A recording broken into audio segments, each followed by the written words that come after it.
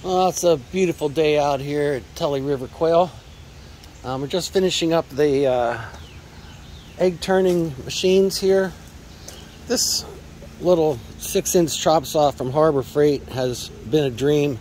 I put a good non-ferrous aluminum cutting blade on there, and as long as you can keep these teeth cleaned up, that cuts nice, clean, sharp cuts on aluminum. It's almost essential for doing what we're doing here. Let's go into the shop here. By the way, I made this last year.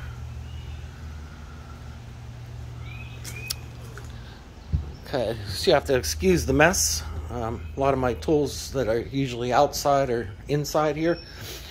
But as you can see, I have my 5 trays that are going in. They're all numbered. That one's 4. And each one, the motor is numbered.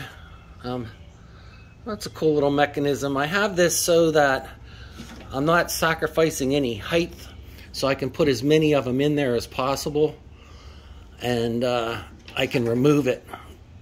So I can take out the tray, or when these become hatching boxes, I can take that out and just lift out the rack. But here, I'll show you how I make these. Here's a better example of what these are. This is an offset grommet that fits the post of the turner.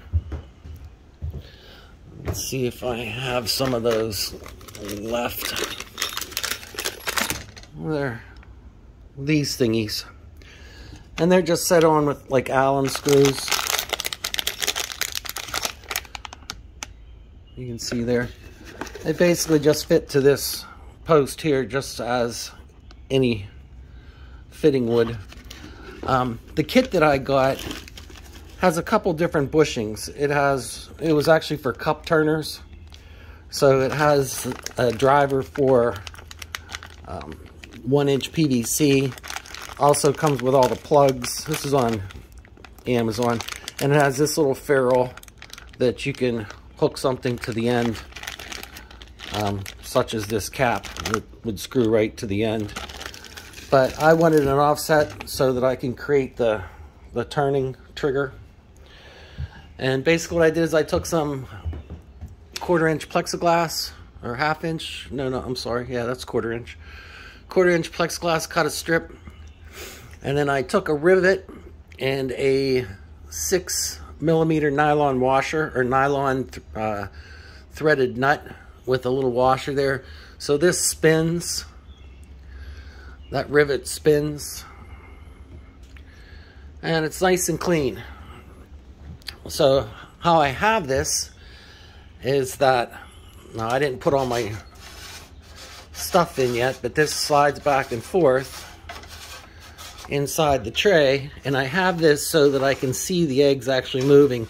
Instead of going front to back, I'll be able to see it once it's inside the incubator through my little portal. I'll be able to watch the eggs actually turn. And this is the length of travel that it goes through, 3 inches. And like I said, I have this so that this just, if I had 2 hands, and that just locks in there, and this will go to the plug. This plug I have, this outlet is dedicated, wired to a outlet underneath in the back of the machine that just run by the, as I showed you before, the controller. When that gets powered, it'll power this whole bank, and that way 5 or 6 outlets will all be powered at the same time. And I'll run that with, like I said, this comes with the kit that I bought for all the 6 motors. 6 motors, 6 cords, 6 brass bushings, and 6 1-inch PVC caps with all the screws and Allen wrenches and everything. I think it was like less than 20 bucks.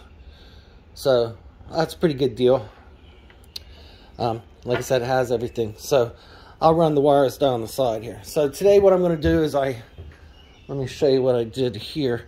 I bought these dish racks longer than I needed so I can cut them. And these I got at the Moses Glick surplus store.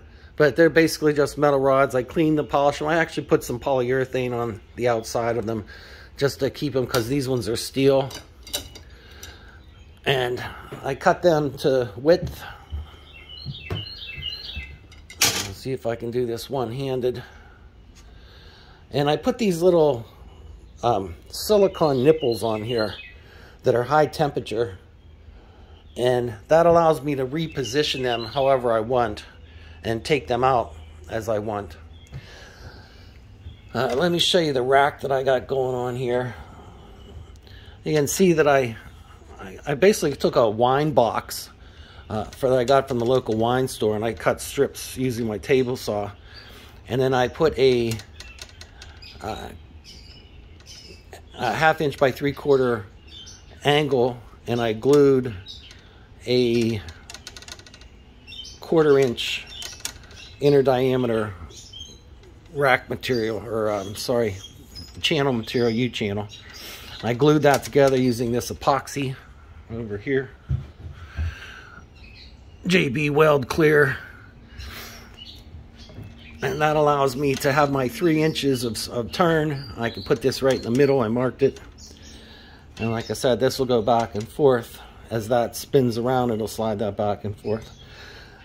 This is 1/4 inch aluminum grating that I got from Glick's. You can see how thick that is. But once this gets warmed up, this will actually hold the heat.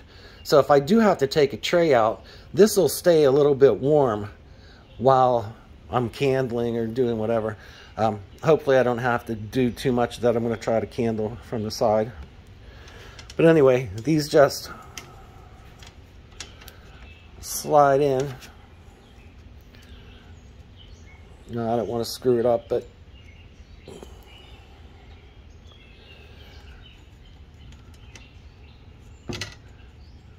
and they can be positioned wherever I want, but they stay in place because of these high temperature silicone nipples that I got.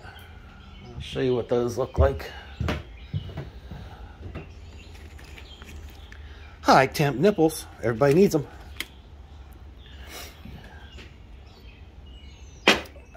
Here's the cross members that I was making last night.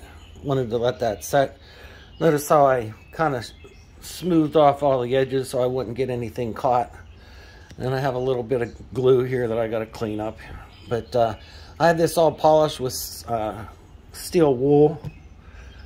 And I'm going to squirt all these articulating surfaces with some silicone lubricant, this graphite stuff, I think.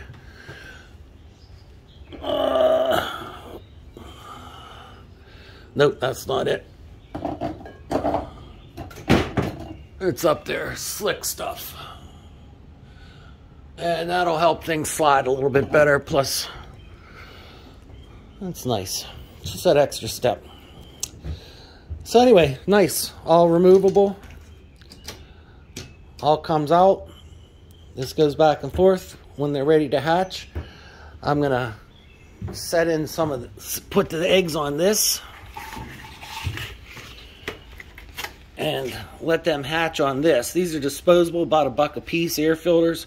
You can find them in various sizes. This is 16 by 20. Just fits in my little hole here. So, and that way I give the chick something to, kind of like a nest. All right, what I got to do the rest of this is, you see I have a line drawn back there. I have one on both sides. That's a 1/4 inch above the first rack. So I'm going to put one of these angles. I have the holes. They'll be pre-drilled. And I'm going to use some 2x2-sided tape to stick them up where I want. Now I'm going to keep that vent open back there because I may want to add an additional exhaust. I have one up here, but that's not that big. If I needed a bigger exhaust, I have one of these fans that I'll put on the outside that'll suck the air out. So I might need that, I might not. I'll have to check it. But anyway, I'm going to leave that one out, but I'm going to put these up, pop rivet some holes in there, do that on both sides. Once I get that one in, I'll put the next rack in, next tray, do a 1/4 inch spacer, draw a line, and go up. And that should get me to about here. There's my secondary heating plate. There's my circulation fan in the back. I have a magnetic bar back there that everything's on. I have to fix the temperature sensors back there against the wall. But you can see there's my little ozonator, my little mister.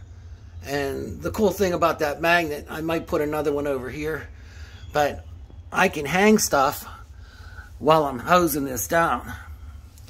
And just to show you, here's my main heating element, which is the dishwasher dryer. And then you can see there's a bucket there that fits right into the drain hole, and it's sealed. So my ozonator, my mist maker, will just sit in that bucket, and whenever it needs some humidity, it'll just turn on and blast some mist in there, and it'll be circulated throughout. And then I have these tile just to keep the heat separated from the lower tray. And I have these little roller racks that I got from the salvage company that allowed me to slide the lower tray on there. But they took up so much space. I was going to use them for all of them, but that would have meant that I'd have 1.5 inches between the trays, which I wanted to keep them closer, because I want to be able to open this door with these glass fronts and have all the circulation stay inside. So I want to have like a little fan or a little skirt right here, so it'll still circulate inside the incubator when I have the door open, and it'll keep it like a secondary chamber. I could do it, so I did it. Alright, well, that's what we got going here today. The eggs should be coming today, so hopefully we'll get these Bob Whites rolling, and 21 days from now you'll see some photos of that. Cheerio. Enjoy the day. From Tully River Quail.